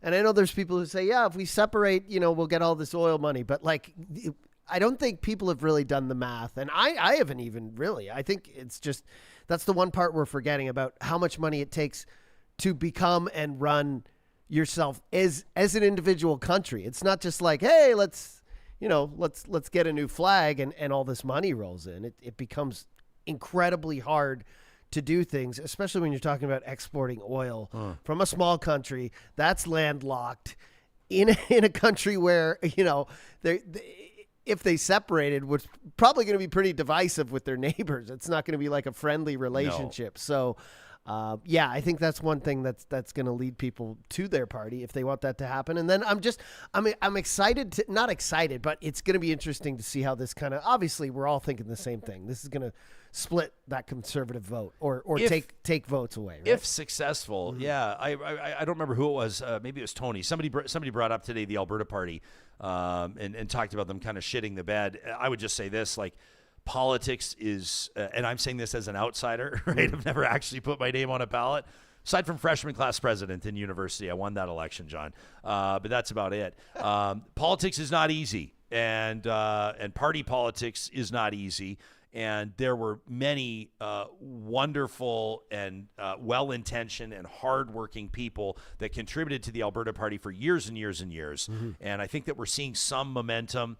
They had a couple of conservative MLAs cross the floor to the Alberta Party. They went into an election with 4 MLAs, which is more than they've had. And it just kind of petered out. Yeah. And I think that one of the challenges that party had was that people couldn't quite understand how it was different or what its plan was. Or at least it was never really taken seriously. But that doesn't mean that people didn't bust their asses trying to make it happen. Oh, 100%. I know they did. And so it'll be interesting to see if this gains traction. Branding around party is very important, but whether or not people see this as, the PCs of old will remain to be seen. It's also worth pointing out, and people were making the point in the chat as well, the PC party in 2015 lost for a reason. Yeah. It's not like it was a pristine party without its own scandals, without its own bloated cabinets, without its own high-spending government, without its own, et cetera, et cetera, et cetera, right? People look back to Alison Redford and the entitlement there, and, of course, Jim Prentice's comments, many of them, by the way, over time held up. But still, it's not like it was a pristine party. So it'll be interesting to see how people latch onto this and who latches onto it. I think if you're a hardcore NDP supporter, you're sticking with the NDP. But I do think that there's probably a lot of pragmatic, common sense conservatives right now that might be looking for somewhere where they feel like they may see representation without as much distraction, without as much pandering to the kind of fringe elements, because we see that in our comments. We get a lot of emails like that on the show. Yeah, if they get overflow from both of those, like NDP supporters who are a little more, right-leaning, but have chosen the NDP because they don't agree with Danny kind of playing to both sides with, the Alberta Strong and the separatist crowd. Maybe they're getting sick of that, and conservatives as well. And if they get some overflow from both of those, then they'll be rolling. But it was great to see that we had the scoop this morning on that. Do you want to talk about Lia Thomas before we're out of here? I do want to get to that, and I want to get to Diddy as well. There's a verdict in there. Justin in our live chat. Justin, thank you for your YouTube channel membership. We appreciate it. He says, I don't see this party going anywhere, this movement going anywhere, unless these two can actually get some PC names on board. He says Thomas Lukazik is about the only name I can think of, or they need people to leave the UCP. Yeah, I mean, Lukazik's doing his own thing right now. He's launching his own petition, like you said, trying to get ahead of the Alberta separatists. And I saw that Thomas just released a logo a short time ago for this movement. I should call it up if we're going to talk about it. Where would it be? It'd probably be on Facebook. But Thomas was on the show talking about this. If you want to see that interview, of course, you can find it on our YouTube archives or wherever you get your podcasts. Here it is, Forever Canadian. This is the logo that Thomas and his team have put out, and they're trying to get enough signatures. They got to get a minimum of 177,000, but I know he wants to get more than that. Signatures to get a referendum question about Alberta staying in Canada. So Forever Canadian, there you have These it. logos. I would also... This is all just Canva logos. I don't know if it is. No disrespect to if somebody actually did design that. But I will say this as well. Every politician comes with pros and cons, right? Like, Thomas Lukazik is sort of not like the great savior, right? Like, I respect Thomas personally. He comes on the show. But, calling it how it is, Thomas's legacy is very divisive. Every time he's on the show, years later, people are still talking about his international phone bill. Like, it's not like he does not come without his own baggage. Likeable guy, I think well-intentioned guy. I think a lot of people are wondering kind of what he's up to with this Forever Canadian project, this petition that he's got out there. And if you want to hear him talk about it, we'll link to that interview in the show notes, so it'll be nice and easy to find. But he kind of spells it out. He sat with us for 30 or 40 minutes to get into it. But you don't just bring Thomas Lukazik in and then the party's back. It's not that easy. But Justin, I'll certainly take your point. Once this is established, if it's established, they're going to have no problem getting 9,000 signatures. That's easy enough. But once this is established, I'd be curious to see if they can convince existing MLAs to leave. Right, this is like the Tom Cruise scene when he's like, "Who's with me?" Right, in Jerry Maguire, who's coming with me? And this is the type of thing that they're going to need to get. But if all of a sudden you get 1 or 2 or 3 or 5 or 8 MLAs to leave, which would be easier said than done, right? If Danielle Smith were to call an election this year. She told us she's not going to, by the way, in our most recent interview with her. We get her on the record. She says she's not going to, but crazier things have happened. If she calls an election, all bets right now are on the UCP winning more seats than they won in the most recent election. That would be my guess. I wouldn't bet my house on it. Most recently, I think I would have lost my house on the Edmonton Oilers. So I'm not betting my house on anything. But I would say that, if MLAs are most interested in their own political preservation, it might be a tough sell, convincing them to leave for a PC 2.0. However, things can happen quickly to impact in a negative way a government's security with the electorate, right? And Pete Guthrie there laid out a few things that he's kind of keeping an eye on the calendar that could harm the premier's popularity, that could harm the party. But right now, to be quite honest with you, despite protest and despite the fact that a lot of people are unhappy with Premier Danielle Smith's performance, the numbers show that she's not really suffering in the polls. In fact, she's only becoming more popular, and I don't think that an $8.3 billion surplus is going to hurt. And so people will point out, quite rightfully, that that's very dependent on resource revenue, as Guthrie just talked about. But still, the fact is right now they're looking at a big deficit. I know a lot of you people are already writing into the show saying, well, then let's get things figured out with the teachers. If we're going to crow about an $8.5 billion deficit, let's get the teachers on board right now. Let's get to this story. I think we can talk about the Diddy verdict in just a little bit, but I thought that this was very interesting news as the University of Pennsylvania, just hours before we're doing this show, has modified, and I'm referencing ESPN's reporting on this, modified a trio of school records that were set by transgender swimmer Lia Thomas. The university has said that it would apologize to female athletes that were, quote, disadvantaged by her participation on the women's swimming team. This was part of the resolution of a federal civil rights case that the President of the United States is involved in, by the way. The U.S. Education Department and Penn announcing what's being described as a voluntary agreement of a very high-profile case that focused on this swimmer, Thomas, who last competed for the Ivy League school 3 years ago in 2022, and she became the first openly transgender athlete to win an NCAA Division I title. The department had investigated, the U.S. Education Department, that is, investigating Penn as part of the Trump administration's broader attempt to remove transgender athletes from girls' and women's sports, concluding that the university in the city of Philadelphia had violated the rights of female athletes. And so under this agreement, and this is really interesting, Penn has agreed to restore all individual Division I records and titles to female athletes who lost to Thomas. And more so, they're sending a personalized apology letter to each of those swimmers. Okay. Apology letters? This is, I feel bad for Lia Thomas because they nailed her to a cross. This is like political grandstanding and, Penn bending the knee to Trump. It's, and aside from whether you think it's fair or not, like, trans people have been in sports since the 1970s and nobody gave a shit until a few of them won a few things. And Lia won, I think, three races, one that was really out there and people disagreed with, but nobody talks about the 6 or 7 she lost to other female swimmers. And, there's been cropped photos and photoshopping and, all this harm that's come to her. And I, for one, just feel bad for her because this is her whole legacy now is going to be pinned on this story. I feel really bad for her.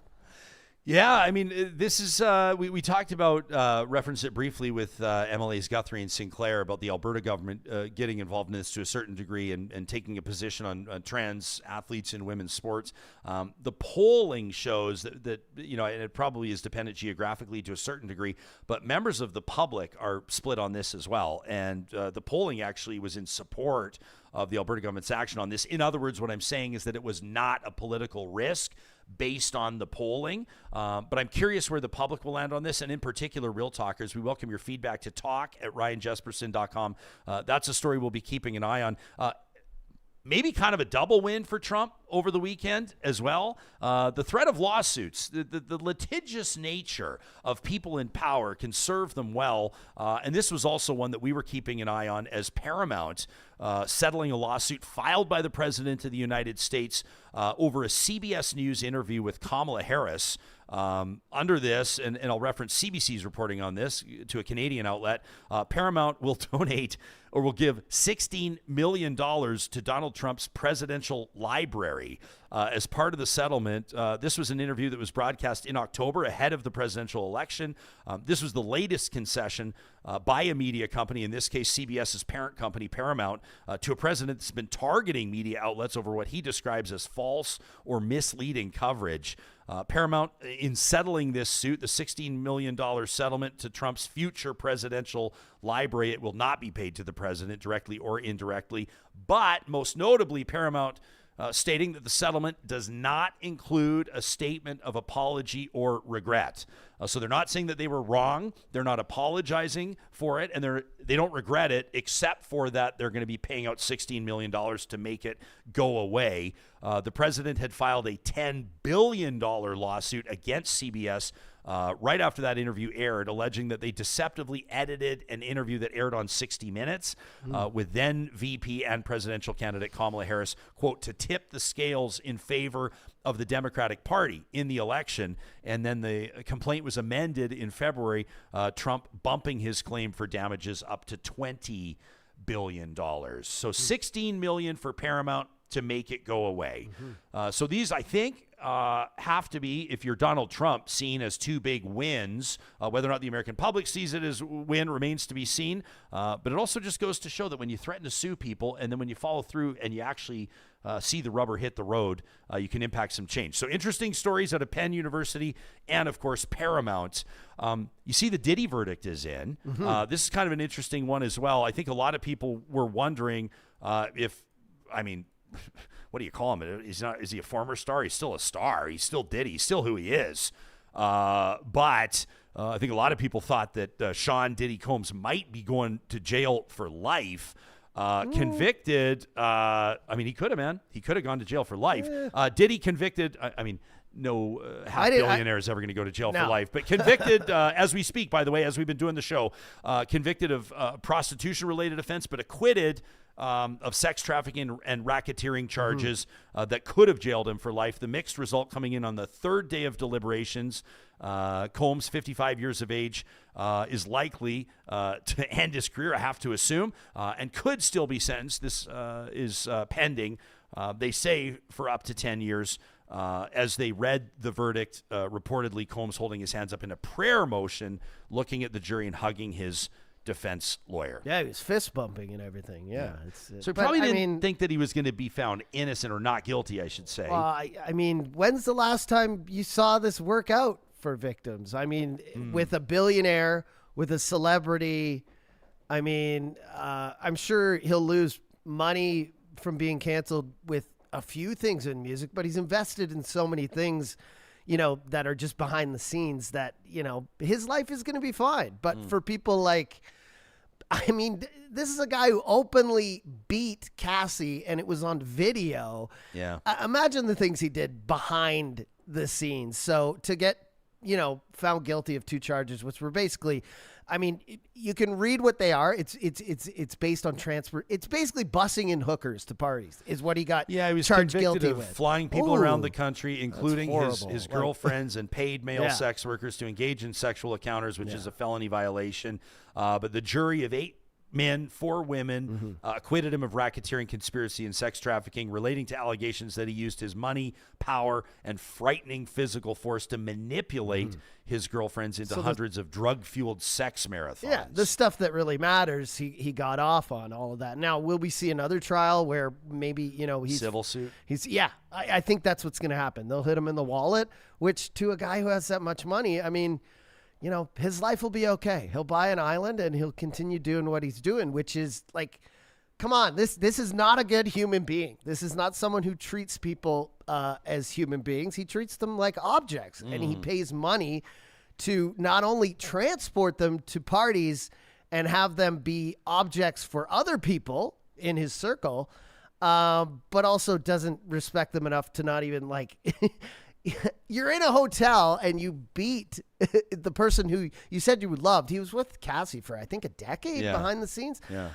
So I can only imagine what he did to these girls who were not, his significant other. They were just things he bought, right? So this is sad. It's sad for the victims, but it's very hard. I don't know if you've been watching, to prove sex trafficking, like to prove that someone sex traffic is very hard. So hopefully some civil suits happen or some other things, but it's just sad for everyone who went through, a lot of young girls especially, who went through the shit that happened. When at you his talk parties. about what people have gone through, I appreciate you bringing that up. You also have to question whether or not people want to put themselves through that again.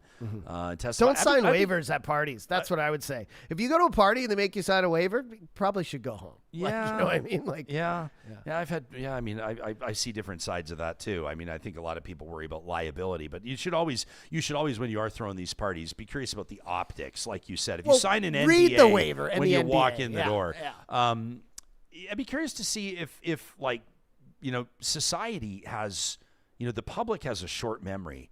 And I'd be curious to see if Diddy comes back and releases. You know what I mean? Like, do you remember when everybody thought that Mel Gibson was done? Like, you look at like all these, like Roman Polanski, like you look at like, all these celebrities that have like, either committed or have been rumored to commit these like heinous acts, these horrible things. And then their careers like never really suffer. Like Mel Gibson suffer. is, Mel Gibson is a shell of what he used to be. He's like Joe Rogan's favorite new guest. Oh, you got Mel Gibson on talking about what's everything. the last movie he starred in where you were like, great flick? Like Kevin Spacey as well. Like, yeah, he's not in jail either, but example. His career is like P. Diddy.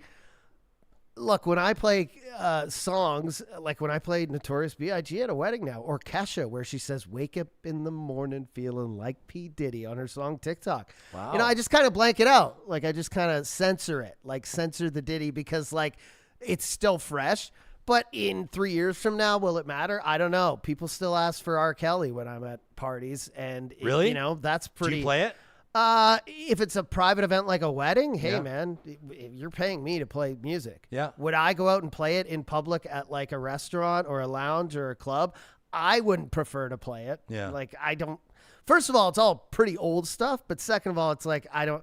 But then what am I a hypocrite too? I'm playing Chris Brown. I'm playing, Do you play Michael Jackson? Do I play James Brown? Like, these are all people who have abused people and or been accused of abusing people that, are still played. So it's hard. That's the age-old question, Ryan, that we talk about. Can you separate art from the artist? And the one thing, what's the famous line?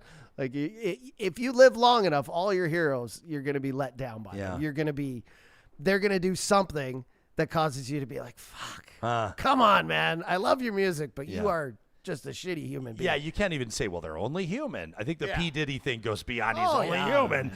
Ken K in our live chat, powered by Park Power, says this swimmer is one of fewer than 15 trans women in NCAA sports. This is not an epidemic. That's what I mean. Matthew says, even after erasing this athlete, the one who complained the most about her is still fifth place in the racing question. She is says, the worst. Poor Lia. She deserves so much better. Scarlett says, did anybody see the NCAA chair talking in Congress? I didn't, Scarlett. She says, out of 10,000 athletes, there were 5 trans individuals. Says this is shameful. Dubia says it's possible to be trans and be an asshole. Dominating women's sports strikes me as being an asshole. Darren says trans people in sports is fine as long as they don't win, I guess. I mean, that's what I'm talking about, Ryan. This idea that trans people are dominating. She won 3 races out of like 10. She completely lost like 5 of them. There was only the one that got all the news media and coverage because the 5th place person you just talked about made so much noise about it. Domination. There's not even that many of them in sport to begin with. Now, I'm not saying like we shouldn't talk about fairness, and I'm not saying like these other women who have gripes about being second and third shouldn't have a place to speak on it. And my heart goes out to all those female athletes who feel like they have had the short end of the stick and have worked very hard, probably just as hard or harder than Lia Thomas, to be the best at what they do as well. We got to keep talking about this. We got to keep having an open forum and discussion on it. My point is they nailed this poor athlete to a cross, and now her entire life is going to be being on this poster for being a cheater. And when the real thing she did was just like all those other women did, is just try to be the best at a sport she loved, and that was it. And there was no domination by her. It's not like she went to the Olympics and won 10 gold medals, Ryan. She won one of 3 races, and one of them was prominent, and shit just flew off the handle, you know? Yeah, I am curious to see where the audience lands on this. I think like the live chat is going in a certain direction, but I know for a lot of people, this is like many issues in life, it's far from settled. And you'll see for a lot of people, the one image that they'll see is like, you know, there's like a cherry picked one that I've seen. I can't even reference the jurisdiction. I don't have the background on it, but there's like, you know, this trans woman playing rugby, and it's like just like a monster at like, you know, like twice the size of every other athlete. It's like a high school rugby team. And everybody goes, oh, this is what it is. This is what it's like, right? Yeah. You know, or whatever it is, whatever the case is. And I think that, you know, we as a society, this show owes an empathetic but honest dive into the issues, the reality, and the future of this. Because, you know, and you talk about like the Olympics as an example, there's different governing bodies in different sports that are all going to land in different places on this.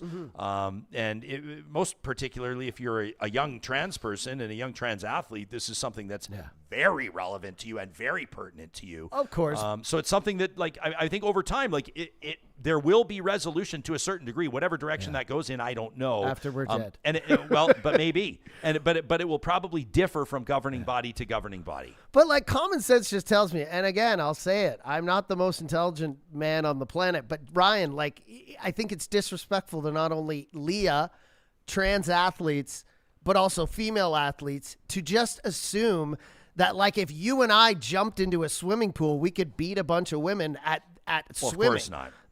All these athletes, including Lia isn't just, you know, better at the sport because of this. She trained her entire life. She did all the things necessary to become that athlete, the blood, sweat, and tears, the training, you know, hours and hours a day. Like, it's not like if we don't do this, that a bunch of men are going to jump in a pool and take things away from women. That's not what it is. Yeah. So it just kind of like, and I think anyone with common sense knows that. So, but at the end of the day, we know that this is just going to result in more people, you know, it's not going to calm people down and have them say, hey, we made a fair resolution.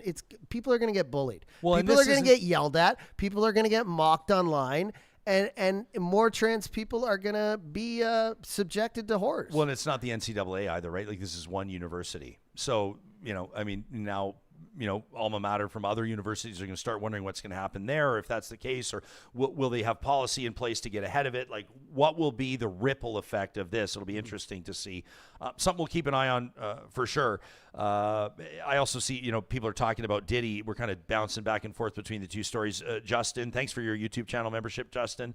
Says Kevin Spacey is a good example. Johnny brought it up. He says acquitted in multiple cases. And he has said that he won't work with people that thought he was guilty. I don't know why beggars can't be choosers kind of pops to mind for Kevin Spacey. Well, a brilliant actor, but like from a reputational standpoint, absolutely damaged goods. Like when we were talking about this, Ryan, and I said, you know, it sucks when this happens. That was one of the people I was like, man, this guy, some of my favorite movies, American Beauty, and you know, just some of my favorite TV shows, like, have all been with Kevin Spacey, and I thought he was a brilliant actor. But there'd always been talk that, I mean, most actors, most millionaires, most billionaires have egos, and you know, they get what they want behind the scenes, and there had been talk of abuse, and, you know, some artists are just like that. Like, they have a certain way they work, and they're rough around the edges, but at the end of the day, they churn out absolute gold and masterful performances. So you're like, okay, we kind of let it go under the radar. But again, Kevin, like, if you look at some of those stories of what happened to people behind closed doors at parties who were with Kevin Spacey alone, again, you're like, this is someone who doesn't deserve to have fame. It's like when you talk about hockey players who misbehave. Yeah, I see we have some conversation on that in the chat. You're talking about like Anthony Rapp. This was in 2017. Anthony Rapp's an actor who accused Spacey. And here, this adds another layer. I'm not saying that allegations of sexual assault or sexual harassment are not enough, but I'm saying it adds a layer when the complainant is a minor at the time. And Rapp had accused Spacey of making a sexual advance towards him when he was 14 and Spacey was 26. Now, Spacey's denied all of this. Of course, and been found not guilty. He has acknowledged inappropriate behavior. He apologized for what he described as, quote, drunken behavior. A jury found him not liable in a civil suit that was brought by Anthony Rapp, but Spacey is currently facing another civil trial related to another allegation of sexual assault. I mean, Wise Kyle here says the Hockey Canada boys, and everybody knows who he's talking about, says they will be in the NHL next year. Their agents are already talking to teams. They've not been found guilty. I will say, like, they deserve their day in court, and they're having their day in court, and we've talked about that trial at length. I'm not going to get into it, from a detail standpoint right now. That's obviously been very difficult for the complainant in that circumstance, and for these guys as well. It's obviously a huge mess for everybody, and I'm sure that obviously a lot of those guys are not going to ever play hockey professionally again. Some will never play in the National Hockey League again. But there have been some rumblings if, essentially legally, those that are implicated, these former World Junior players that are implicated in this trial, are cleared to play, whether or not it would be worth it for a team to take a run at them. And there are some that are probably more well-suited to a National Hockey career than others. Some of them were kind of bubble players, so to speak, but there are a couple, like I think of, former Philadelphia Flyers goalie Carter Hart, who's one of those accused here, one of the defendants. Dylan Dubé had, was playing for the Flames, and where did he go? Washington or somewhere after that. But Carter Hart, I mean, I've seen people say, well, the Edmonton Oilers could look to Carter Hart. Like, he's going to be looking for an opportunity. You're not going to have to pay him $8 million a year. The Oilers need goaltending help. Do you bring in a guy like Carter Hart? But also at the same time, like, what comes with that? Yeah. I mean, well, like I was talking to someone yesterday and they were like, what, they'll all end up on Chicago. But you know what I mean? And when he said that, I was like, there are some teams that will, no matter what, avoid these guys for the rest of their careers. So could they end up somewhere though? Could they end up somewhere like, I don't know, Las Vegas or Florida, somewhere that does not give a shit? No, you know what I mean? If you're a team like Florida, I mean, I don't think there's any chance you disrupt your locker. Florida doesn't need anybody. Florida doesn't need any of these guys. But the Edmonton Oilers could use Carter Hart. Teams that could use a third liner could use Dylan Dubé. Alex Formenton, probably the most skilled forward in that group, but I don't know. Anyway, circle July 24th on your calendar if you've been following this. That's when the judge is expected to basically deliver the verdict in what's being described as a landmark case. So we'll know more near the end of July and see the implications on that one.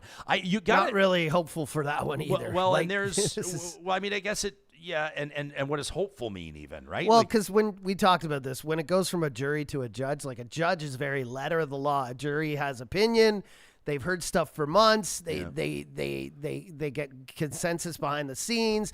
They see how each other are feeling. They try to convince each other of certain things. If one person is one way or the other, they sit there for weeks deliberating. A judge is just going to go, was this proven 100%? And in my mind, that means these guys are going to get off. Yeah, absolutely.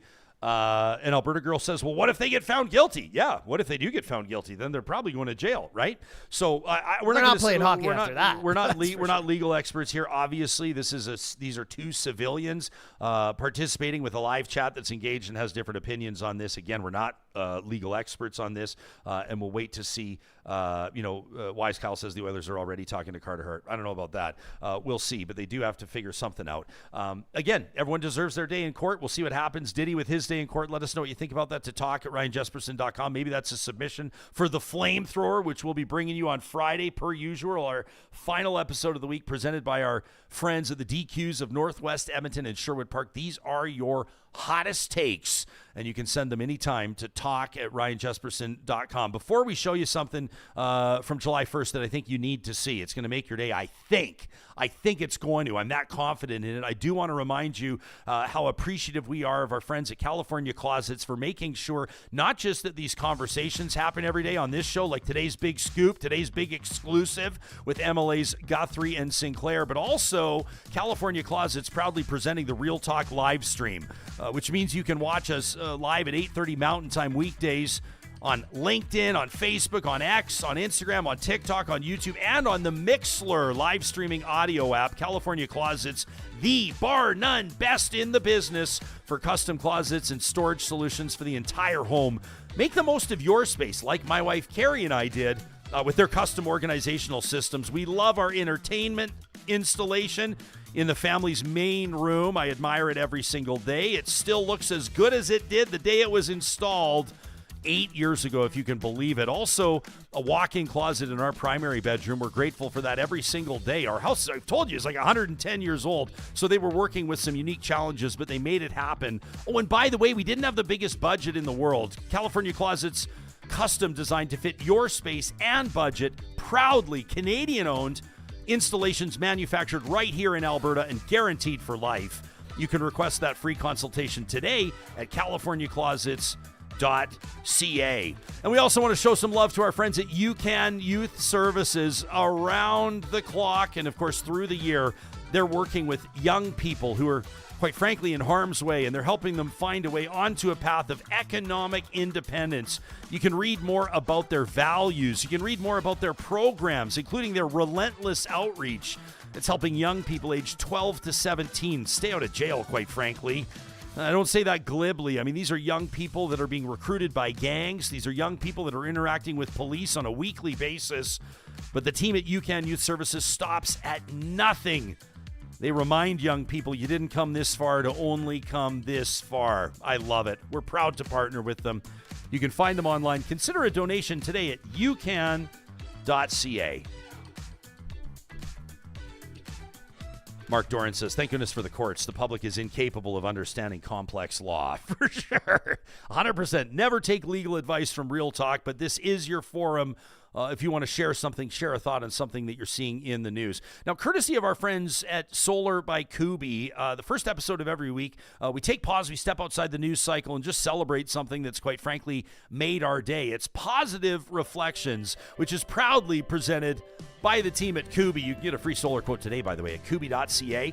And Johnny, on the heels of Canada Day, and I hope that everybody had a wonderful long weekend. I know some of you were at work on the Monday, taking the Tuesday off, but for those of you that made it an extra long weekend, I hope it was restful. I hope you were able to surround yourself with people you love. Of course, last night, I'm starting to wind down in my old age, John. Used to be up until 3 in the morning every single morning. Last night, I was kind of winding it down around 10:45, like, who am I? Who am I? And then I just heard boom, boom, and I'm like, what on earth is going on? I went, the fireworks, the Canada Day fireworks. And of course, this morning, as I'm getting ready to talk to you, Real Talkers, I'm scrolling through my Instagram and I find Samir Pictures. Samir.pictures. You must follow this incredible talent on Instagram. I absolutely love Samir's captures of the Metro Edmonton region, the capital region, the province of Alberta, that Samir is obviously so proud to call home. This is a recommended Instagram follow, but Samir had the drone out right near the Walterdale and High Level bridges over the beautiful North Saskatchewan River. Look at that. You can see the riverboat, the Queen, out there on the water taking in this fireworks show. Just absolutely stunning. I love video capture of events like this. I love what people are doing with drones these days. And I hope that some of you are going to go ahead and follow this talented individual. This is just the Canada Day capture, but if you check out Samir's account, you can see beautiful shots of this region that so many of us are proud to call home. Also the mountains as well. Check out this recent post from Sunwapta Falls and the beautiful Canadian Rockies, as Samir says, proof that strength and stillness can coexist. We love that, right near Jasper. Beautiful Jasper.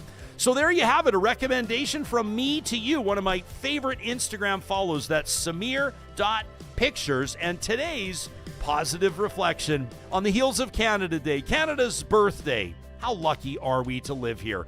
Warts and all. We know we've not yet arrived at a place where everything's perfect, but can we all agree that we'll continue to show up here and talk about it with the goal of reaching that place? Maybe never possible, but it won't stop us from trying. That's a positive reflection from us to you on this July 2nd, proudly presented by the team at Kuby Renewable Energy. You can get that free solar quote today at kuby.ca. We got a big week in store. Of course, we're going to be tackling all the issues that are making news. Canada gets rid of that digital services tax. Will that improve news access to Canadians? What does it mean for journalism and the feasibility of it in Canada? We've got a follow-up to the story of that elected Ontario school counselor that was suspended for pushing back on land acknowledgements. You can check out our most recent episode if you want a couple of hot takes on that one. And as we said, we welcome your feedback all the time. Leave a comment on our YouTube episode. Tell your friends. And we'll see you right back here on the 3rd of July for another episode of Real Talk.